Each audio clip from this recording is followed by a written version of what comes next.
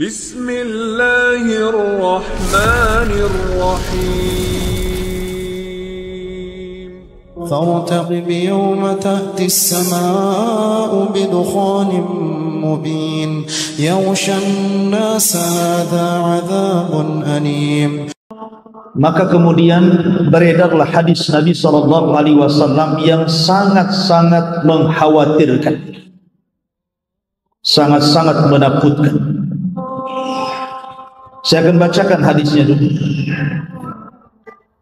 Disebutkan dalam sebuah riwayat dari Abdullah ibn Mas'ud radhiyallahu anhu, "Idza kanat sayhatun fi Ramadan fa innahu yakunu ma'ma'atun fi Syawwal wa tamyizul qabaili fi dzil qa'dati wa tusfaqud dima'u fi dzil hijjati wal muharram wa mal muharram yaquluha thalathan hayhat hayhat yuqtalun nasu fiha harjan wa harjan." Qulna wa ma sayhatu ya Rasulullah? Qala haddatun fi nisfi min Ramadan lailata jum'atin fatakunu haddatun tuqidun na'im wa tuqidul qa'im wa tukhrijul awatiqa min khudurihinna fi lailati jum'atin fi sanatin kathiratiz zalazili fa idza sallaitumul fajra min yaumil jum'ati fadkhulu buyutakum wa aghliqu abwabakum wa suddu quwakum. Kemudian wadassiru anfusakum wa suddu adhanakum fa idza hasastum bis sayhati fakhirru lillahi sujjadan wa qulu subhanal quddus rabbunal quddus fa inna man fa'ala dhalika naja wa man lam yaf'al dhalika halaka. Ma'asyiral muslimin yang dimuliakan Allah Subhanahu wa taala, dari Abdullah ibnu Mas'ud, perhatikan hadis ini, ngeri kalau kita baca. Apabila terdapat suara yang sangat dahsyat di bulan Ramadan, maka akan terjadi huru hara di bulan Syawal. Akan banyak golongan manusia yang saling memisahkan diri di bulan Dzulqa'dah. Akan terjadi pertumpahan darah di bulan Dzulhijjah dan juga bulan Muharram. Kemudian Rasul ditanya, apa yang harus dilakukan di bulan Muharram? Orang ini bertanya 3 kali. Maka Nabi SAW bersabda, sangat disayangkan sekali saat itu manusia akan saling membunuh dan sangat kacau keadaannya. Maka kami bertanya lagi, apa suara yang dahsyat itu wahai Rasulullah yang akan terjadi di pertengahan Ramadan itu? Maka Rasul mengatakan suara itu terjadi di pertengahan bulan Ramadan, bertepatan dengan malam Jumat, dan suara dahsyat ini akan membangunkan orang-orang yang sedang tidur, menjatuhkan orang-orang yang sedang berdiri, menjadikan para wanita-wanita terhempas dari kamar-kamar mereka. Pada saat itu akan banyak terjadi gempa. Pada saat itu cuaca yang sangat dingin akan menerpa. Hal itu apabila pertengahan bulan Ramadan di tahun itu bertepatan dengan malam Jumat. Apabila kalian melaksanakan sholat subuh di hari Jumat pada pertengahan bulan Ramadan, maka masuklah kalian ke dalam rumah-rumah kalian, kuncilah pintu-pintu rumah kalian, tutuplah jendela-jendela rumah kalian, dan selimutilah diri-diri kalian serta tutuplah telinga-telinga kalian. Apabila kalian merasa ada suara dahsyat, maka bersungkurlah sujud kepada Allah Subhanahu wa taala seraya berzikir, Maha suci Allah, Maha suci Allah, Maha suci Allah, Maha suci Allah, wahai Rabb kami, Maha suci Allah. Ma'asyiral muslimin yang dimuliakan Allah Azza wa Jalla, hadis ini dijadikan sandaran oleh sebagian doa tentang akan terjadi huru-hara di tahun 2020. Dari sekarang Ramadan tinggal berapa bulan? 4 bulan. 4 bulan lagi. Betul. 4 atau 5? 4 bulan lagi. Masya Allah. 4 bulan lagi dari sekarang akan terjadi huru-hara dahsyat menurut hadis ini. Masalahnya ikhwatu fiddin muliakan Allah Azza wa Jalla, hadis ini apakah derajatnya sahih ataukah derajatnya dhaif? Kalau seandainya hadis ini sahih, maka tentu kondisinya akan mengerikan, karena akan terjadi di pertengahan bulan Ramadan itu suara yang sangat dan maha dahsyat. Karena dalam riwayat akan ada bintang berekor kemudian mengelilingi di langit, kemudian akan muncul meteor yang akan tertumpah ke permukaan bumi. Dari situ juga dijelaskan akan muncul dukhan. Selama 40 hari dukhan itu, asap tebal itu akan mengelilingi satu dunia. Dan ketika itu ilmu teknologi katanya sudah tidak akan berfungsi. Maka dari sekarang antum harus mengambil uang-uang antum sebelum ATM macet. Dari sekarang sudah harus mengumpulkan kurma dan makanan sebelum tidak ada yang jual kurma dan beras. Ngeri tidak? Ngeri. Masalahnya ikhwatu fiddin, hadis ini memang banyak beberapa redaksi yang mirip. Di antaranya hadis Abu Hurairah radhiyallahu anhu. Kemudian juga hadis dari Fairuz Ad-Dailami juga kurang lebih seperti ini redaksi. Bahwa di tengah pertengahan bulan Ramadan hari Jumat akan terjadi huru-hara yang luar biasa, dan itu akan berkepanjangan sampai bulan Dzulhijjah. Bulan Dzulhijjah itu bulan orang naik haji. Bahkan di bulan Muharramnya itu akan terjadi pembunuhan yang luar biasa. Mekah ini akan bertumpah darah katanya.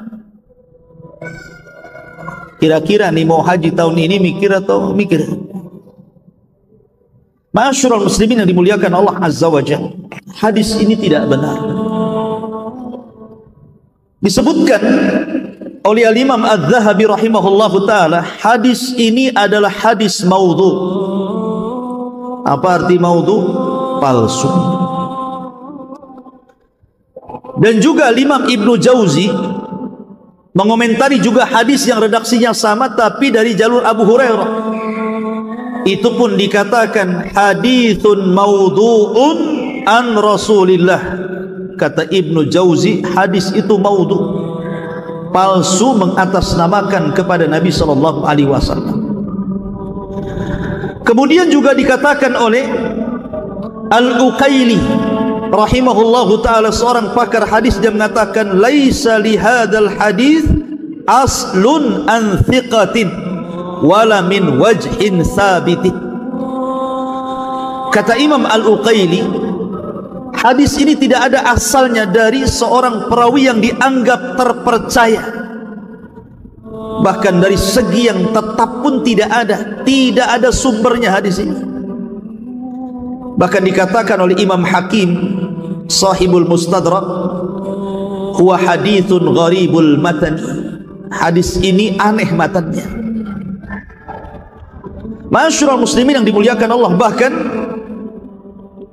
Syekh bin Baz rahimahullahu taala juga mengomentari hadis ini dan mengatakan bahwa hadis ini adalah hadis yang batil.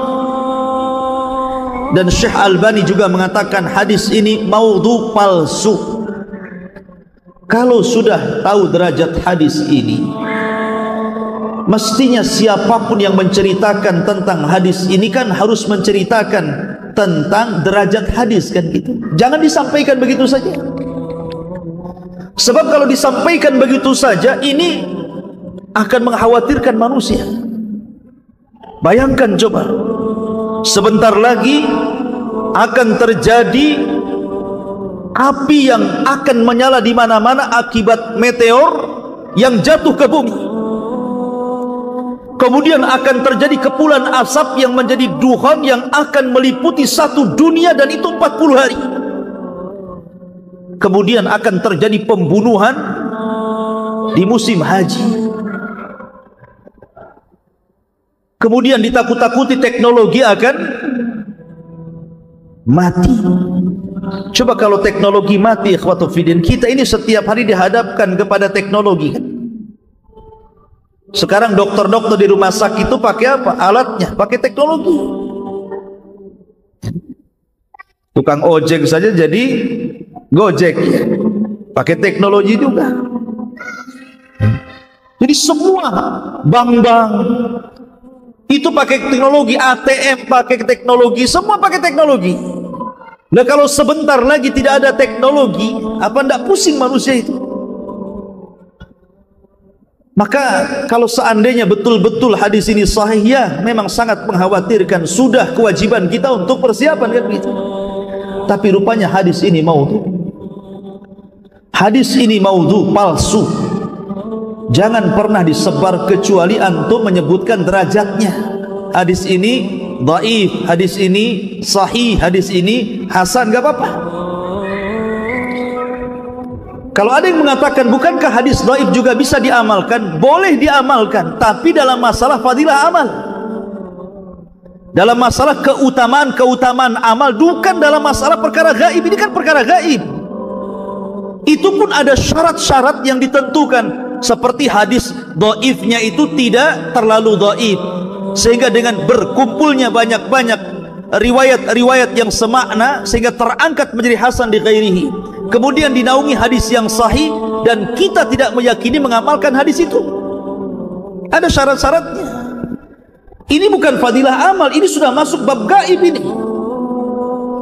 Ini masuk masalah akidah manusia. Jangan menakut-nakuti dengan hadis ini, karena ini bukan hadis dari Nabi SAW. Yang saya khawatirkan adalah sabda Nabi SAW, man, barang siapa, kata Rasulullah, barang siapa yang menasabkan hadis kepada Nabi SAW dengan sengaja, apa kata Rasul? Maka dipersilahkan tempat duduknya di neraka. Nabi mengatakan, man kadzaba alayya muta'ammidan, barang siapa yang berdusta kepadaku dengan sengaja. Dia tahu hadis ini dhaif tapi disebarkan. Falyatabawa maq'adahu minan nar, silahkan seret tempat duduknya, masukkan ke dalam neraka. Karena berdusta kepada Rasul itu berbeda dengan berdusta kepada sesama kalian. Kata Rasul, al-kadhibu alayya laisa kakadzibin ala ahad. Berdusta atas namaku itu berbeda dengan berdusta kepada sesama kalian. Karena man kadzaba alayya muta'ammidan fal yatabawwa maq'adahu minan nar. Siapa yang berdusta kepadaku secara sengaja, silahkan tempat duduknya di neraka. Ma'asyiral muslimin, sering saya katakan, terkadang ada orang yang memprediksi dekatnya kiamat itu dengan beberapa hal. Contoh dengan melihatnya negeri Saudi yang subur. Ramai kan di YouTube itu, disorot dari atas, Saudi sudah subur hijau. Padahal yang disorot itu memang daerah-daerah subur. Contoh di daerah Taif. Kalau Anda pernah di Saudi, kayak saya pernah hidup di Yaman, pernah belajar di Yaman. Saya pernah belajar di daerah Ib. Ib itu termasuk Thalajatul Yaman, daerah yang paling dingin di Yaman itu. Itu hijau. Di situ banyak kebun-kebun qat, daun-daun narkoba, kalau di kita ini ganja, di sana namanya qat, ya. Bahkan saya pernah hidup di Ma'rib, belajar di sana. Ma'rib itu gersang, tetapi bisa jadi subur dengan perairan. Di situ ada kebun jeruk, terkadang setahun sekali ada ditanami padi gandum karena diairi. Padang pasir disulap menjadi kebun gandum, hijau, tapi sesaat saja, gitu ya. Lah di Saudi itu, kalau di Taif itu memang dingin daerahnya. 10 tahun yang silam sudah hijau daerahnya. Jangan yang disuting daerah Taif, coba daerah yang lain yang gersang-gersang itu. Loh, kalau yang disorot daerah Taif memang daerah dingin, ya memang hijau di situ, kan begitu ya. Ya memang dari 10 tahun pun sudah subur daerah situ. Kenapa enggak 10 tahun yang silam mengatakan Imam Mahdi akan datang, dukhon akan datang, dan begitu seterusnya, kan begitu? Kenapa baru sekarang? Ya. Lah dari sini ma'asyiral muslimin yang dimuliakan Allah Azza wa Jalla, kita harus dudukkan sebenarnya secara ilmiah. Kita yakin kiamat akan datang dan kita perlu persiapan. Karena ketika seorang Arab Baduy datang kepada Rasulullah bertanya, "Ya Rasulullah, mata sa'ah?" Rasul, kapan kiamat? Rasul tidak mau jawab sampai 3 kali. Sampai Nabi SAW mengatakan, "Wa ma'adatta laha." Kau ini tanya kiamat, emang apa yang kau persiapkan? Maka orang ini mengatakan, "La syai'." Aku tidak mempersiapkan apapun, walakinni uhibbullaha war rasul. Tapi aku punya modal, aku ini sangat cinta dengan Allah dan Rasulnya. Kata Rasulullah, "Anta ma'aman ahbabta." Kalau begitu engkau akan bersama idola. Sejak zaman dulu orang itu bertanya kepada para nabi tentang mata sa'ah, kapan kiamat. Nabi Nuh alaihi salatu wasalam ditanya oleh kaumnya, "Ya Nuh, kapan kiamat?" Nabi Ibrahim alaihi salatu wasalam ditanya oleh kaumnya, "Ya Ibrahim, kapan kiamat?" Nabi Musa ditanya oleh kaumnya, "Ya Musa, kapan kiamat?"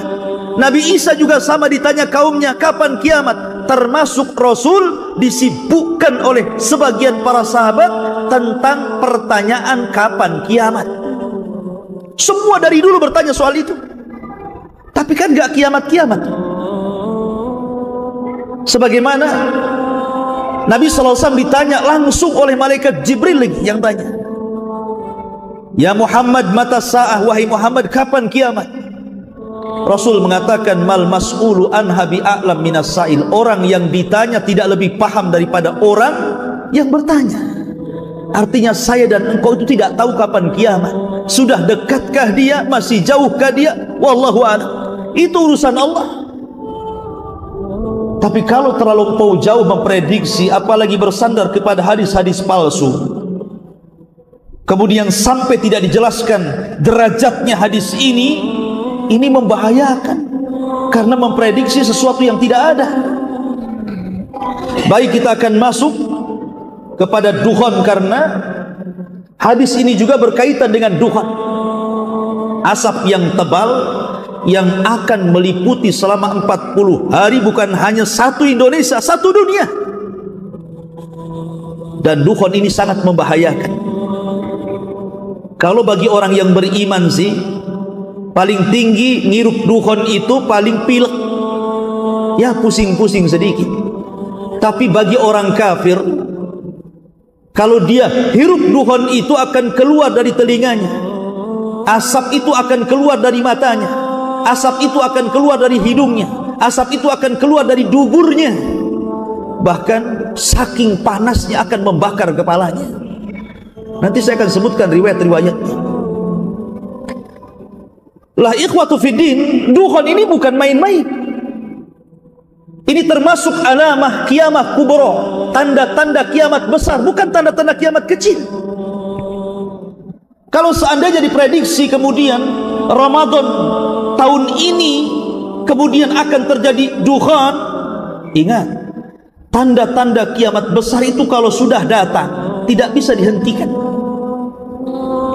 tidak akan bisa dihentikan, dan akan terus seperti itu sampai kiamat dibangkitkan.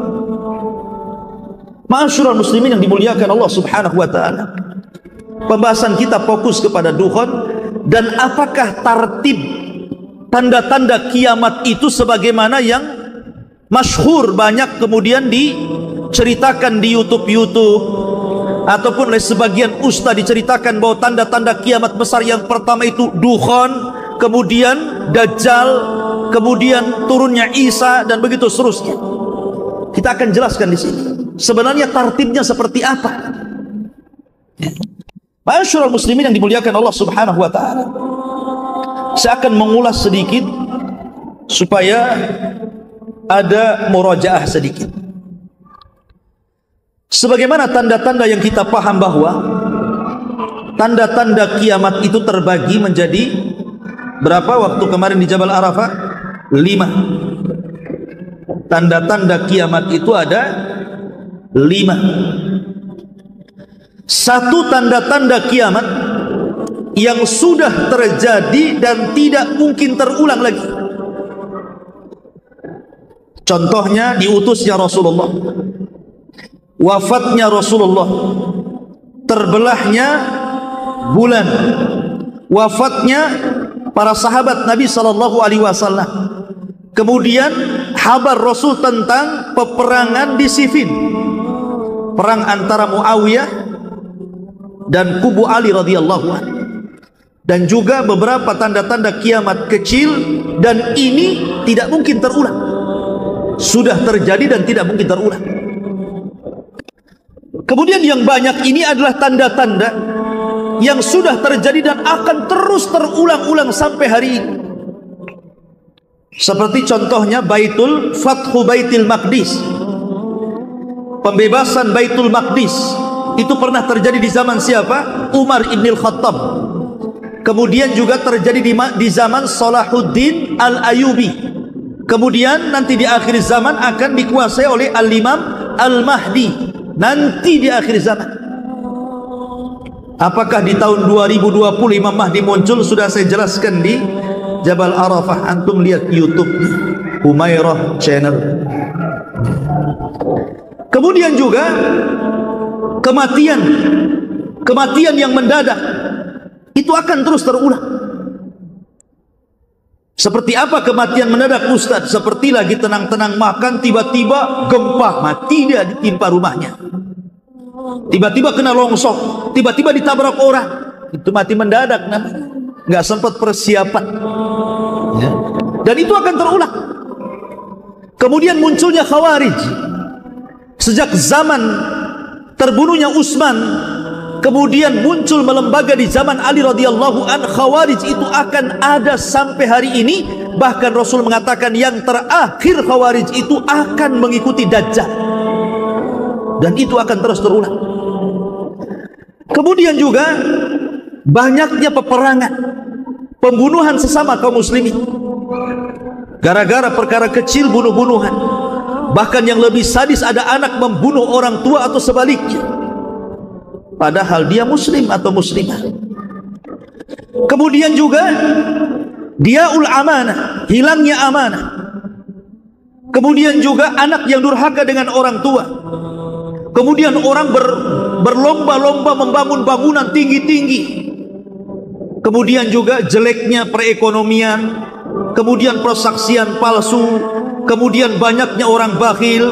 Kemudian diangkatnya ilmu sedikit demi sedikit. Kemudian juga seorang istri ataupun seorang suami yang durhaka kepada orang tua karena istrinya. Itu alamat kiamat juga. Suami durhaka sama orang tuanya gara-gara istrinya ya. Kemudian juga termasuk dihalalkannya zina, dihalalkannya sutra untuk laki-laki. Kemudian juga masjid dimegah-megahkan tapi kosong. Kemudian menara ditinggi-tinggikan, mushaf mulai ditinggalkan. Kemudian juga banyaknya orang yang hafal Quran tapi ahli fikih sedikit, para ulama sedikit. Termasuk juga ketika para pemimpin dipegang oleh orang-orang jahil. Kemudian dekatnya zaman, tahu-tahu sore, tahu-tahu siang, tahu-tahu pagi, tahu-tahu ngaca dah tua. Itu kan karena cepat zaman itu, ya. Kemudian juga terlalu dekatnya pasar. Sekarang kalau antum ke pasar, tidak perlu ke pasar. Mau pesan apa? Pizza di rumah, sudah ada aplikasinya, datang tuh tinggal bayar, ya. Ini terjadi perang nih di luar. Ini rame banget, ya. Kemudian juga banyaknya dusta, banyaknya gempa, kemudian juga banyaknya gerhana, kemudian banyaknya perempuan menyerupai laki-laki, laki-laki menyerupai perempuan, dan banyaknya fitnah di mana-mana. Ini tanda-tanda akan terulang-ulang tuh yang seperti ini. Kemudian yang ketiga, ada alamat yang belum terjadi, dan itu mendekati kepada kiamat besar, mendekati kepada tanda-tanda kiamat besar. Seperti contohnya apa? Munculnya Imam Mahdi, dikuasainya Baitul Maqdis dan akan menjadi pusat kekuatan kaum muslimin. Kemudian fitnah Ahlas, dan sudah saya jelaskan di sini, fitnah Sarrah, fitnah Duhaimah. Kemudian juga pertolongan kepada kaum muslimin yang kemudian akan dimenangkan ketika perang di Malhamatul Kubra. Termasuk juga pohon, batu akan bicara, bertasbih. Dan ini belum terjadi, dan nanti akan terjadi. Kemudian yang keempat, ataupun seperti Malhamatul Kubra, itu pun tanda-tanda kiamat.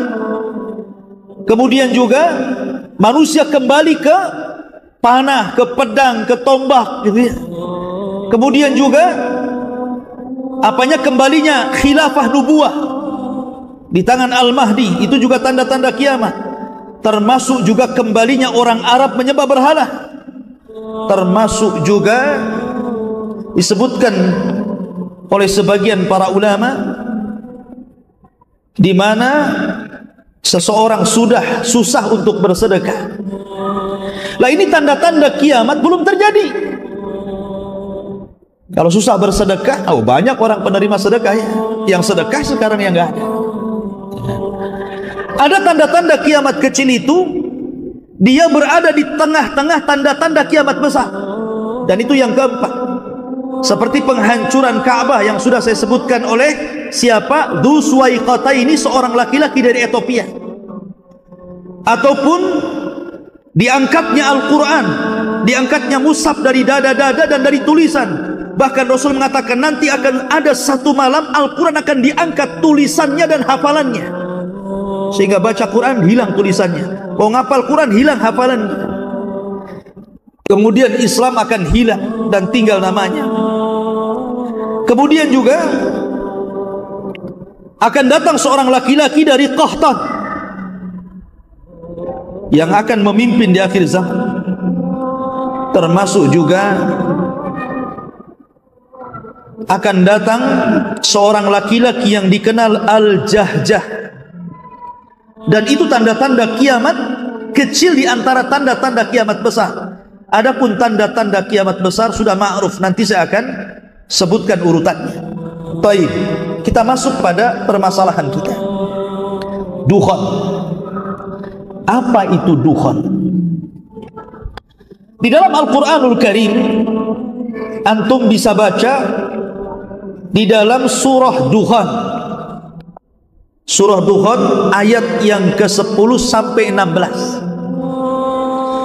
Allah Subhanahu wa taala berfirman, "Fartaqib yauma ta'tis sama bidukhanin mubin yaghshan nas hadza adzabun alim rabbana kshif anna al-adzaba inna mu'minin anna lahumudz dzikra wa qad ja'ahum rasulun amin thumma tawalla anhu wa qalu mu'allamun majnun." inna kashiful adzab qalilan innakum a'idun. Allah Subhanahu wa taala berfirman kepada Rasulullah, fartaqib, tunggulah wahai Muhammad pada hari di mana langit akan dipenuhi dengan asap yang sangat tebal yang akan meliputi manusia, dan inilah azab yang sangat pedih. Kemudian mereka pun berdoa agar azab itu dihilangkan. Ya Rabb, hilangkan azab itu dari kami dan kami akan beriman. Kemudian Allah mengatakan, anna lahumudz dzikra wa qad ja'ahum rasulun amin. Bagaimana mungkin menerima peringatan padahal sebelumnya telah datang seorang rasul yang amanah kepada mereka. Kemudian mereka pun berpaling dan mengatakan bahwa rasul itu adalah orang gila. Maka Allah mengatakan, sesungguhnya kami yang telah menghilangkan azab, tapi kembali kalian menjadi ingkar. Yauma nabtishul batsyatal kubra inna muntakimun. Kami akan menghantam mereka dan kami akan membalas dengan balasan yang setimpal. Ikhwatu fiddin, surah Dukhan ini adalah dalil dari Al-Quran tentang adanya asap. Adapun dalam hadis Nabi SAW banyak sekali. Di antaranya adalah hadis Abu Hurairah radhiyallahu anhu. Nabi SAW bersabda, badiru bil a'mali sittan, segeralah kalian beramal sebelum datang 6 perkara. Yang pertama, tulu'us syamsi min maghribiha, terbitnya matahari dari arah barat. Yang kedua, dukhan. Nah, di sini disebutkan dukhan. Yang ketiga, dajjal. Yang keempat, dabbah, binatang yang melata yang bisa bicara ataupun sesuatu yang khusus ataupun yang umum bagi kalian. Kemudian hadis yang kedua, hadis Hudzaifah. Suatu ketika para sahabat sedang bincang-bincang tentang kiamat. Rasul berkata, sedang bincang-bincang apa kalian? Maka mereka mengatakan, ya Rasulullah, kami sedang berbincang-bincang tentang kiamat. Maka Rasul mengatakan, kiamat tidak mungkin tegak sampai kalian melihat 10 perkara yang merupakan tanda-tanda kiamat besar. Kemudian disebutkan yang pertama dukhan, yang kedua dajjal, yang ketiga dabbah, yang keempat terbitnya matahari dari barat, yang kelima turunnya Isa bin Maryam, yang keenam Ya'juj dan Ma'juj, yang ketujuh terjadi gempa dari arah timur, terjadi gempa dari arah barat, terjadi gempa di Jazirah Arab, dan yang terakhir yang ke-10, manusia akan digiring oleh api yang berasal dari negeri Hijaz ataupun Aden, Yaman. Ini 10 tanda-tanda kiamat besar. Nanti saya akan sebutkan tertibnya. Di dalam hadis Hudzaifah ini ada 10 perkara. Pertama dukhan, yang kedua dajjal, yang ketiga dabbah, yang keempat tulu'us syamsi min maghribiha, terbitnya matahari dari arah barat, yang kelima turunnya Isa bin Maryam, kemudian yang keenam Ya'juj dan Ma'juj, yang ketujuh gempa dari arah timur, yang kedelapan gempa dari arah barat, yang kesembilan gempa di Jazirah Arab, dan yang ke-10 keluarnya api yang menggiring manusia ke tempat berkumpulnya mereka di Syam. Itu namanya tanda-tanda kiamat besar. Ada 10 ini. Kemudian juga disebutkan dalam hadis yang lain, hadis yang dikeluarkan Imam Ibnu Jarir dan At-Tabrani dengan sanad yang baik, inna rabbakum anzarakum salasa, Rabb kalian telah memberikan peringatan kepada kalian tentang 3 perkara. Yang pertama dukhan, yang akan mengambil seorang mukmin seperti pilek, tetapi ya'khudul kafir. Kalau sampai kemudian dukhan ini mengenai orang kafir, fayantafikhu, kemudian dihirup dia, yakhruj min kulli masma'in minhu, maka akan keluar asap dari telinga-telinga mereka. Dalam riwayat dari hidung mereka, dari mata mereka, bahkan dalam riwayat dari dubur mereka. Bahkan dalam riwayat bahwa apabila asap itu melanda mereka, maka kepala-kepala mereka akan terbakar. Sampai sedemikian. Dan tidak perlu saya sebutkan semua hadis-hadisnya. Kemudian sekarang apa sih dukhon itu? Apa sih makna dukhon itu? Dukhon itu dalam bahasa Arab artinya adalah kalau ada kayu yang dibakar kemudian asap yang mengepul ke atas, itu namanya dukhon. Makanya orang yang merokok disebut tadkhin. Dilarang merokok artinya mamnu'ut tadkhin, ya. Itu secara bahasa. Ataupun orang Arab mengatakan kalau ada debu yang naik ke langit, maka mereka mengistilahkan dengan kalimat dukhon. Itu secara bahasa. Dan Nabi SAW bersabda dalam sebuah hadis dari Ibnu Mas'ud radhiyallahu an, khamsun qad madaina. Kata Abdullah bin Mas'ud radhiyallahu an, 5 perkara sudah berlalu dari kita. Yang pertama al-lizam, yang kedua ar-rum, yang ketiga batsyah, yang keempat al-qamar, dan yang kelima dukhon. Pertama lizam, artinya lizam itu kehancuran bagi orang-orang kafir di Badar. Dan Allah mengatakan faqad kadzdzabtum fasawfa yakunu lizama. Kemudian yang kedua Rum, maksudnya adalah Romawi yang mengalahkan Persia, yang sebelumnya Persia mengalahkan Romawi.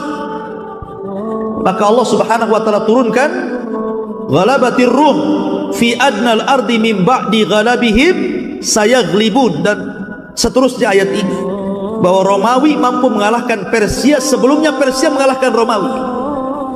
Kemudian batsyah, juga kehancuran orang-orang musyrik di Badar. Kemudian al-qamar, bulan, maksudnya bulan terbelah menjadi 2. Kemudian dukhon. Dukhon ini juga sudah terjadi, kata siapa? Abdullah bin Mas'ud. Kapan itu? Ketika orang-orang musyrik melambat-lambatkan untuk masuk Islam. Kemudian Rasul berdoa, ya Allah timpakan kepada mereka pacaklik selama 7 tahun seperti pacaklik Yusuf. Akhirnya betul-betul ditimpakan pacaklik. Maka datang Abu Sufyan kepada Rasulullah supaya berdoa kepada Allah dan supaya Allah mengangkat pacaklik itu. Saking tidak adanya makanan, saking tidak adanya minuman, sebagian mereka hampir mati kelaparan. Kemudian mata mereka berkaca-kaca melihat ke langit itu seolah ada asapnya. Itulah yang dimaksud dukhon, kata Abdullah bin Mas'ud. Maka di sini maksudnya adalah karena tidak ada hujan, otomatis apa? Tanah-tanah yang ada di bumi ini mengepul ke langit, terbawa angin, terhempas angin, sehingga di langit itu kayak ada asap. Itulah dukhon, pernah terjadi di zaman Nabi SAW. Menurut Abdullah bin Mas'ud. Kan nanti ada khilaf tentang masalah itu, ya. Ma'asyiral muslimin yang dimuliakan Allah Azza wa Jalla, intinya bahwa bukan itu yang dimaksud dukhon. Tapi dukhon itu adalah asap yang Allah Subhanahu wa taala ciptakan, asap yang sangat hitam yang akan meliputi satu dunia selama 40 hari. Seorang muslim pun akan pilek dan pusing walaupun sedikit. Tapi orang kafir banyak yang meninggal, tidak tahan dengan sakitnya asap itu. Bayangkan 40 hari asap itu akan turun dan menyelimuti seluruh dunia, masuk ke rumah-rumah, ke kamar-kamar, ke gua-gua, ke gang-gang, sehingga semua orang menghirup dan tidak ada yang tidak menghirup. Jadi sangat mengerikan. Makanya dukhon itu termasuk alamat kiamat besar. Taib. Sebenarnya kalau masalah dukhon, ikhwatu fiddin, riwayat-riwayat dukhon ini banyak diriwayatkan para ulama. Banyak diriwayatkan para sahabat seperti Abdullah bin Umar meriwayatkan hadis tentang dukhon. Abdullah bin Mas'ud meriwayatkan tentang hadis dukhon. Abdullah bin Abi Mulaikah, Abdullah bin Abbas, Abu Hurairah, Ali radhiyallahu an, Hudzaifah ibnul Yaman, Abu Sa'id al-Khudri, Abu Malik al-Ash'ari, Wasilah ibn Asqa, dan Hudzaifah ibn Asid al-Ghifari, dan banyak lagi sahabat yang meriwayatkan tentang masalah dukhan ini. Dan kitab-kitab para ulama juga banyak yang membukukan tentang masalah dukhan ini, seperti Imam Bukhari juga dalam sahihnya menyebutkan tentang hadis-hadis masalah dukhan. Imam Muslim termasuk juga menyebutkan di dalam kitabnya bab tentang Kitabul Fitan wa Asratis Sa'a, itu menyebutkan hadis tentang masalah dukhan. Kemudian juga Musnad Imam Ahmad, Sunan Abi Dawud, Sunan Tirmidzi, Mustadrak Hakim, Mu'jam Tabrani, itu semua termuat hadis-hadis tentang masalah dukhan. Termasuk juga Imam Ibnu Katsir, baik dalam tafsirnya atau dalam kitabnya Bidayah wa Nihayah. Kemudian Imam Tabari dalam tafsirnya, kemudian Ibnu Abi Hatim dalam tafsirnya, kemudian Al-Qurtubi dalam Tazkirah, kemudian Mubarak Furi dalam Syarah Tirmidzi, dan banyak kitab yang memuat tentang masalah dukhan. Masalahnya, kapan dukhan terjadi? Apakah betul sebagaimana yang digambar-gemborkan bahwa dukhan itu terjadi nanti di Ramadan ini, bentar lagi? Dan apakah memang tartibnya seperti itu? Dukhan, kemudian Dajjal, kemudian turunnya Isa bin Maryam, dan begitu seterusnya. Ikhwan, tidak ada hadis yang menjelaskan tentang tartib, karena hadis itu redaksi ke redaksi itu ada yang dimulai dukhan, ada yang dimulai bukan dukhan. Yang dimulai dengan dukhan saja pakai kalimat dzakara, menyebutkan, artinya Rasul tidak menyebutkan tartibnya seperti itu. Lalu siapa yang menyusun? Pertama dukhan, kedua Dajjal, ketiga Isa, siapa? Kok muncul tartib seperti itu? Ini semua kembali kepada ijtihad para ulama. Kalau ijtihad para ulama berarti bisa benar bisa salah, karena Rasul tidak menyebutkan 1, 2, 3, 4, 5 1 dukhan. Nah, memang ada yang seperti itu, tapi dalam riwayat yang lain tidak disebutkan. Kenapa tidak disebutkan semua riwayat dukhan dulu? Kalau memang dia nomor 1, ada memang riwayat dukhan pertama, tapi tidak semua riwayat meletakkan dukhan pertama. Ada yang meletakkan Dajjal pertama, ada yang mengatakan tulu'us syamsi min maghribiha pertama, gitu ya. Jadi tidak bisa kita pastikan mana duluan. Tetapi saya akan mengambil pendapat yang paling cantik dalam ini, pendapat Imam Ibnu Hajar. Imam Ibnu Hajar pengarang kitab Fathul Bari, syarah daripada Sahih Al-Bukhari. Siapa yang tidak kenal Al-Hafidh Ibnu Hajar Al-Asqalani, pengarang kitab Bulughul Maram? Banyak karyanya. Apa kata beliau? Tanda-tanda kiamat besar itu terbagi menjadi 3. Tanda-tanda kiamat besar terbagi menjadi 3. Ada tanda-tanda yang menyebar di bumi, ada tanda-tanda yang menyebar di langit, dan ada tanda-tanda yang menunjukkan hanya beberapa langkah kepada terjadinya kiamat besar. Adapun tanda-tanda yang awal, kata beliau, tanda-tanda awal yang akan merubah tatanan bumi. Pertama, keluarnya Dajjal. Kemudian turunnya Isa, kemudian keluarnya Ya'juj dan Ma'juj, kemudian terjadi 3 gempa. Ini kalau 4 perkara muncul, maka akan merubah tatanan bumi. Yang kedua, tanda-tanda yang akan merubah tatanan langit dari tanda-tanda kiamat besar. Pertama, dukhan. Yang kedua, terbitnya matahari dari arah barat. Yang ketiga, keluarnya dabbah, binatang melata yang bisa bicara. Yang ketiga, yang ketiga, keluarnya dabbah itu. Ini yang akan merubah tatanan langit. Dan yang terakhir, tanda kiamat yang mendekati kepada kiamat besar. dan itu dimulai dari api yang menggiring umat manusia dari Yaman ke Syam. Nanti manusia akan berkumpul di situ dan Allah kiamatkan. Dan ini dengan cara, jadi tartib ini kata Imam Ibnu Hajar adalah tartib yang disebutkan oleh Al-Imam At-Tayyibi.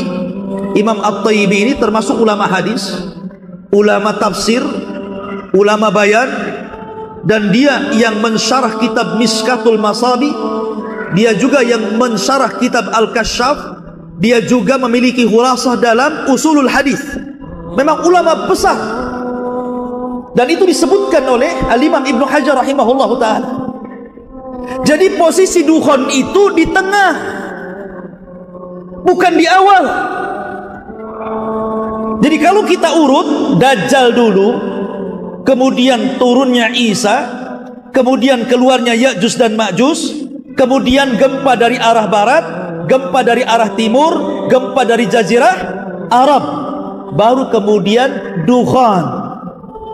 Setelah itu terbitnya matahari dari arah barat, setelah itu keluar dabah, dan yang terakhir api yang menggiring manusia sampai ke Syam. Begitu tartibnya. Kenapa jadi dukhan dulu? Ini tartib ulama. Lah yang ini saja ijtihad ulama ini. Karena dalam masalah tartib ini ulama sangat dahsyat perselisihannya. Tidak bisa diprediksi ini yang pertama, ini yang kedua, ini yang ketiga. Semua punya prediksi masing-masing, punya tartib masing-masing maksudnya. Jadi jangan kemudian seolah-olah pasti akan terjadi dukhan di tahun 2020. Ya memang ada sebagian orang yang memastikan, ada yang kemudian tidak memastikan. Yang tidak memastikan dari segi bahasa seolah-olah memastikan masalahnya, kan begitu ya. Bahasa retorikanya itu seolah-olah memastikan, padahal dia sudah ngomong ya mudah-mudahan prediksi dia salah, tapi habis itu kemudian menakut-nakuti manusia. Begini, begitu, begini, harus kumpulkan kurma 1 tahun, nanti kalau kelaparan kan sudah banyak kurma, katanya. Ikhwatu fiddin, ini perkara gaib ya.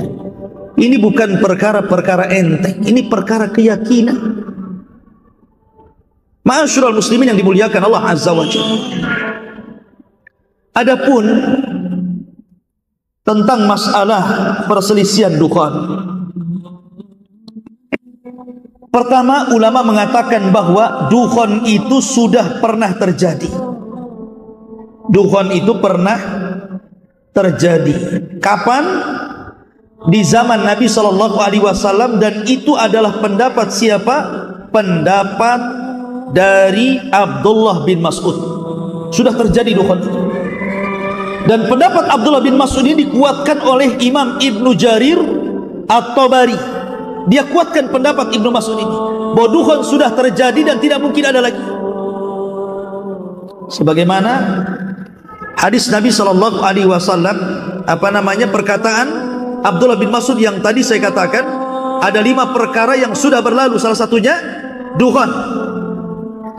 Kemudian pendapat yang kedua, dan ini pendapat kebanyakan atau mayoritas para ulama salafan wa khalafan, baik ulama salaf atau ulama yang khalaf yang sekarang, seperti dahulu Ali bin Abi Thalib, kemudian Abdullah bin Abbas, kemudian Abu Sa'id Al-Khudri, dan ini juga dikuatkan oleh Al-Hafidh Ibnu Katsir. Abdullah bin Umar juga berpendapat seperti ini ya. Dukhan itu kata mereka, annad dukhan huwa minal ayatil muntadharah allati lam ta'ti ba'd. Dukhan itu adalah tanda-tanda dari tanda-tanda kiamat besar yang belum terjadi. Kapan terjadinya? Nanti sebelum matahari terbit dari arah barat, bukan dari permulaan ya. Ini pendapat yang kedua. Pendapat yang ketiga menggabungkan 2 pendapat ini, bahwa dukhan itu ada 2. Ada dukhan yang sudah terjadi di zaman Rasul, dan ada dukhan yang merupakan tanda-tanda kiamat, dan itu akan terjadi nanti. Dan ini adalah pendapat An-Nawawi, kemudian Imam Qurtubi dalam tafsirnya, dan juga At-Tabari. juga menguatkan pendapat ini. At-Tabari punya dua kata-kata. Dia menguatkan pendapat Abdullah bin Mas'ud dan juga dia menguatkan pendapat ini. Ma'asyiral muslimin yang dimuliakan, tetapi yang rajih wallahu a'lam, bahwa dukhan itu belum terjadi. Kali ini maksud tanda-tanda kiamat besar belum terjadi. Baik, kita akan bercerita tentang tartib dari tanda-tanda kiamat. Pertama, tanda-tanda kiamat dimulai dari munculnya Dajjal. Tidak ada satupun nabi melainkan pasti akan memperingatkan umatnya akan kemunculan Dajjal. Karena fitnah Dajjal ini fitnah yang bukan fitnah biasa, tapi fitnah luar biasa. Memfitnah setiap agama manusia, awalnya mengaku nabi dan akhirnya mengaku Tuhan. Dan sebagian besar manusia menjadi pengikut Dajjal, terutama kaum wanita. Bagaimana tidak? Sebelum kedatangan Dajjal akan terjadi 3 tahun kekeringan. Langit ditahan sepertiganya, bumi pun ditahan sepertiganya, tidak tumbuh. Tahun kedua, langit ditahan 2/3-nya, bumi pun ditahan 2/3-nya, tidak tumbuh sehingga kering kelontang. Kemudian yang ketiga, tahun ketiga, seluruh langit ditahan dan bumi pun ditahan, semuanya tidak tumbuh. Manusia kelaparan. Disitulah Dajjal muncul.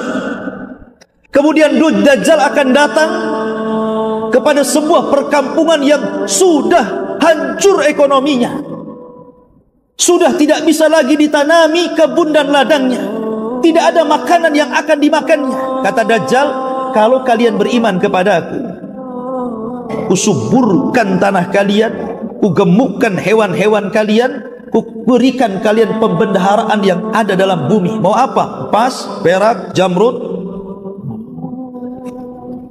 Gimana orang tidak kufur saat seperti itu? Jangankan saat-saat seperti itu, ada gempa tsunami saja, datang orang Nasrani, datang orang yang hendak memurtadkan orang, hanya diberikan 1 karung beras, 1 pakaian, suruh murtad mau kadang-kadang. Ini jelas-jelas ini kondisinya kan begitu ya. Dia pasti akan menyangka Dajjal itu Tuhan. Kata Dajjal hujan, hujan. Kata Dajjal tumbuh, tumbuh. Kata Dajjal keluar emas, keluar emas. Nah, kan itu. Kalian ingin berjumpa dengan bapak dan ibu kalian yang sudah meninggal, Dajjal tinggal mengatakan kepada kuburannya, hiduplah kalian. Hidup tuh bapak kita, ibu kita, saudara kita, anak kita yang kita cintai. Tapi hakikatnya bukan mereka, itu syaitan yang tasyakul, menyerupai keluarga kita, kemudian mengatakan, nah ikutilah orang ini, dia Tuhan kita. Jadi banyak orang yang ikut Dajjal. Dari sinilah kenapa kita disuruh berlindung dari Dajjal. Setiap kita sholat, di penghujung sholat kita sebelum salam, kita berlindung dari fitnah Dajjal. Setiap hari Jumat kita disuruh membaca awal atau akhir 10 surah Al-Kahfi dalam rangka perlindungan Dajjal. Jadi Nabi SAW sudah mengatakan fitnah ini besar. Kata Rasul, kalau aku hidup ku bunuh Dajjal, tapi kalau seandainya aku meninggal, kalian yang akan melawan Dajjal, dan kalian tidak akan sanggup. Karena Dajjal tidak bisa mati kecuali seorang nabi yang membunuhnya, Isa bin Maryam. Kemudian Dajjal berhasil mengalahkan Imam Mahdi, sehingga Imam Mahdi harus tinggal di Bukit Tur dan para prajuritnya yang bersembunyi. Ketika kemudian tidak ada jalan lain kecuali harus jihad, mati syahid atau hidup mulia, maka ketika menjelang subuh turunlah Isa bin Maryam. Tugasnya Isa itu yang pertama kali membunuh Dajjal. Selama 40 tahun dia akan tinggal di bumi. Lain dengan Imam Mahdi 7 tahun saja. Tugas pertama membunuh Dajjal. Baru ada tugas yang lainnya, membunuh babi, mematahkan salib, dan akan memimpin kaum muslimin, dan akan memasukkan Islam sebagian ahli kitab. Wa in min ahlil kitab illa la yu'minanna bihi qabla mautihi. Dan sebagian ahli kitab itu akan beriman kepada Islam sebelum kematian Isa. dan Isa akan memimpin kaum muslimin setelah meninggalnya Imam Mahdi. Ketika di zaman Isa inilah, belum lagi Isa wafat, Allah kemudian hancurkan benteng yang dibangun oleh Dzulqarnain. Di balik benteng itu ada dua kabilah besar. Satu kabilah Ya'juj dan yang kedua kabilah Ma'juj. Jumlah mereka banyak. Satu di antara kita 999 dari mereka. Banyak. Kata Rasul, kaum ini tidak bisa diperangi dan tidak bisa dibunuh, saking banyaknya. Sehingga kemudian banyak orang-orang yang di luar rasnya dibantai, dibunuh dan dimakan. Kanibal. Sampai merasa bahwa dia sudah membunuh di luar rasnya, tidak ada satupun hidup. Orang-orang yang hidup di bumi, dia sombong kemudian menatap langit dan mengatakan, qatalna man fil ardi sanaqtuluhu man fis sama. Kami sudah membunuh semua orang yang ada di bumi, kau juga ya yang di langit kami akan bunuh juga, katanya. Maka mereka mengarahkan tombak, panah, lembing, dilempar. Wa makaru makran wa makarna makran wallahu khairul makirin. Mereka hendak membuat makar, Allah pun buat makar. Panah mereka disedot sampai tidak kelihatan di balik awan. Kemudian dikembalikan lagi seolah-olah ujungnya sudah berlumuran darah. Pada Allah sengaja membuat itu, tidak ada orang yang mati. Maksudnya tidak ada makhluk yang mati di langit. Tapi mereka makin sombong, seolah-olah sudah membinasakan orang yang di langit. Maka disitulah Allah tampakkan kekuatannya. Allah kirim satu makhluk kecil namanya Naghaf, ulat, masuk di tengkuknya, satu mati-mati semua. Gitu. Allah kok dilawan? Mana ceritanya? Siapa yang bisa melawan Allah? Ketika Ya'juj dan Ma'juj habis semuanya meninggal dunia karena diazab oleh Allah Subhanahu wa taala dengan ulat, maka kemudian Allah kirim burung-burung besar mengangkat jasadnya, dilempar tah ke mana wallahu alam, tah ke lautan, tah berantah di mana. Tapi kemudian Allah turunkan hujan, Allah bersihkan lagi bumi sehingga Isa bin Maryam dikembalikan lagi dalam kehidupan yang luar biasa. Tuba liman asya ba'dal masih. Beruntung orang-orang yang hidup di masa Isa bin Maryam hidup, di mana cangkang delima bisa masuk orang di dalamnya. Belum tahu cangkang delima? Sebesar apalah delima itu? Kalau cangkangnya orangnya bisa masuk, berarti delimanya besar. Seperti itu buah-buahan itu. Berarti kalau buah durian antum bisa tidur tuh di cangkangnya itu. Artinya bahwa itu barokah, betul-betul barokah. Dikembalikan lagi bumi itu sebagaimana aslinya, berkah di mana-mana. Sampai Isa bin Maryam kemudian meninggal dunia. Setelah Isa bin Maryam kemudian meninggal dunia,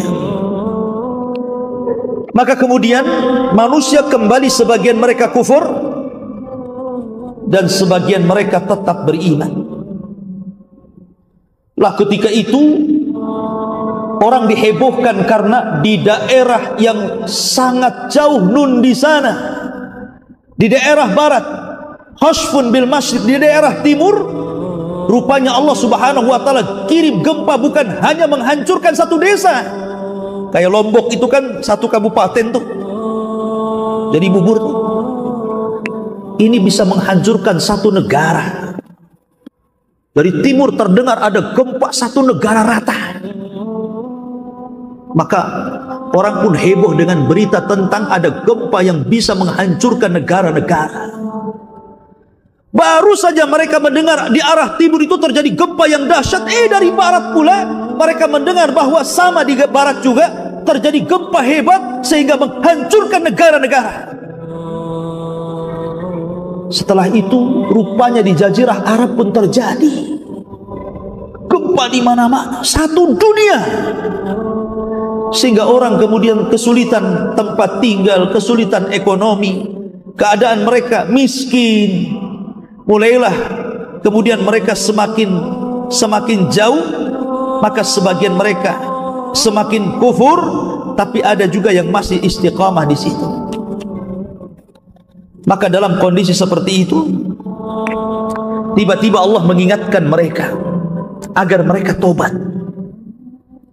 Fartaqib yauma ta'tis sama' bidukhanin mubin. Di sini letak dukhan, bukan di awal. Di sini letak dukhan. Allah tiba-tiba mengirimkan dukhan, satu dunia gelap dengan asap.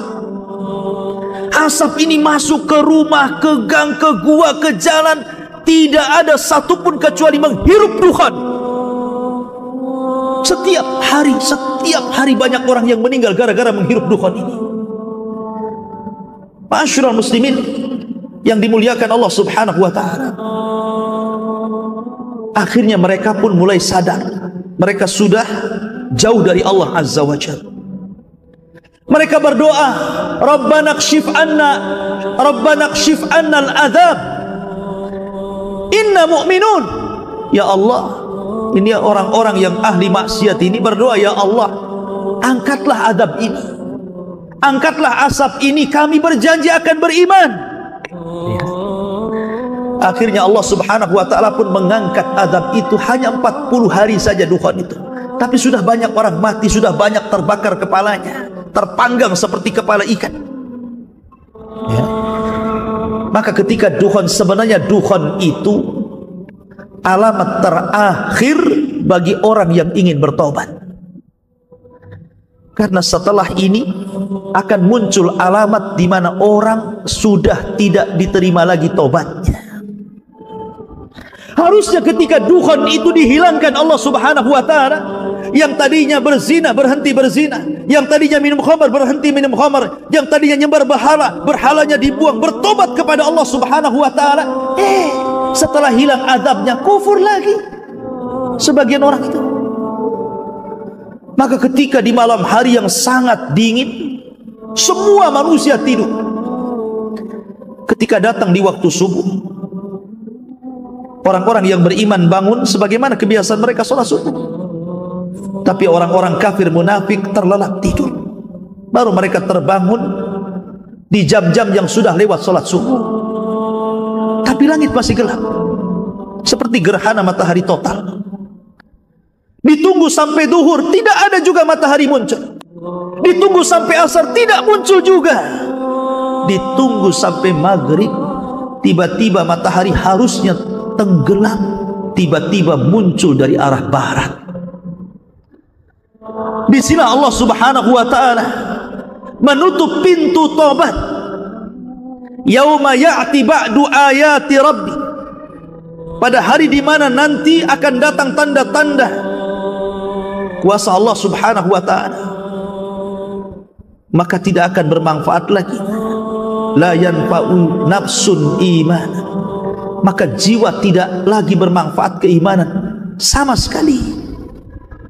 Baik yang sebelumnya tidak beriman atau sudah beriman tapi belum beramal soleh, kata Allah, tidak bermanfaat lagi. Kalau sudah terbit matahari dan ada yang mengatakan 1 hari, ada yang mengatakan 2 hari, ada yang mengatakan 3 hari, maka semua manusia menangis. Kenapa menangis? Para dai berhenti berdakwah, para ustadz berhenti mengajar, orang-orang yang minum khamar berhenti mabuk, orang yang berzina berhenti berzina. Karena mereka tahu apapun yang mereka lakukan, sekalipun mereka tobatan nasuha sesuai dengan syarat-syarat tobat, tidak bermanfaat keimanan mereka di hadapan Allah.